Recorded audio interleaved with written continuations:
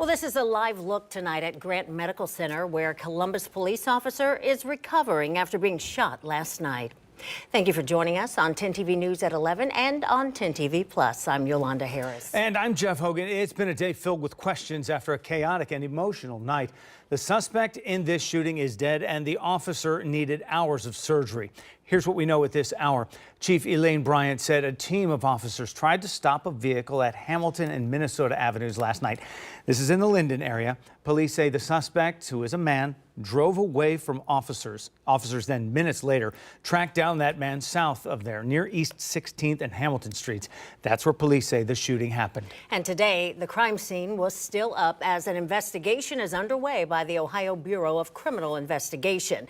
Now, we've asked, but Columbus police have not yet released the suspect's name, the names of any of the officers involved, or what led to the attempted traffic stop last night. Though we did learn the stop was not in response to a 911 call. 10 TV has requested all of that information as well as body-worn camera video, and we're waiting for a response from police. Now, for context, as we follow this story closely, it's been almost 3 years since a CPD officer was hit in a shooting. One thing we did learn today was just how serious the injuries were to the Columbus police officer. Union President Brian Steele told us today that officer was shot twice in the leg, including in the femoral artery, and that officer then returned fire after being shot. 10 TV's Libby Cathy spoke to the director of trauma at Grant Medical Center, where that officer is still recovering, and she asked the experts about just how severe that type of injury can be to the femoral artery. Libby. That's right, Jeff. I spoke to Dr. Pandya, who said that he couldn't talk specifically about this officer's injury here, but typically an injury to the femoral artery is life-threatening. And of course, Brian Steele, as you said, told us that officers on the scene helped render aid that would ultimately help doctors here to save the officer's life. They absolutely saved his life. Tonight, Columbus police say an officer shot twice in Linden after an attempted traffic stop is recovering from his injuries. Hit him in both legs, one low in the leg, one high in the leg. A femoral artery was hit. You're talking massive blood loss. Fraternal Order of Police Lodge 9 President Brian Steele credits fellow cops on the scene with saving that officer's life.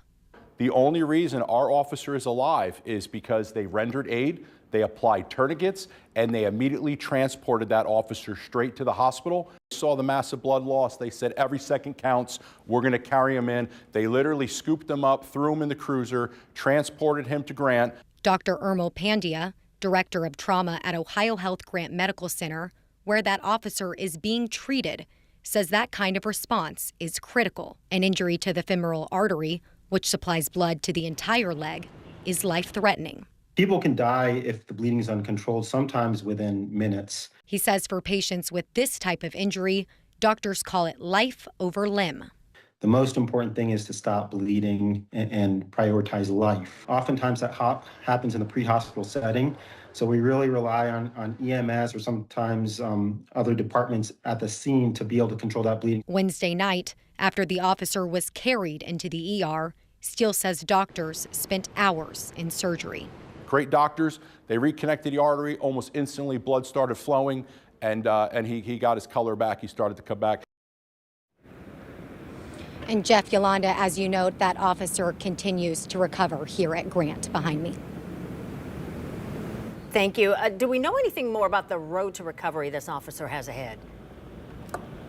Yes, Yolanda, I asked Dr. Pandya about this specifically, and again, couldn't talk about this officer, but said typically in this type of injury, someone is in the hospital for several days, and then pending no complications or infections, once they're home, still 2 to 3 months until full recovery.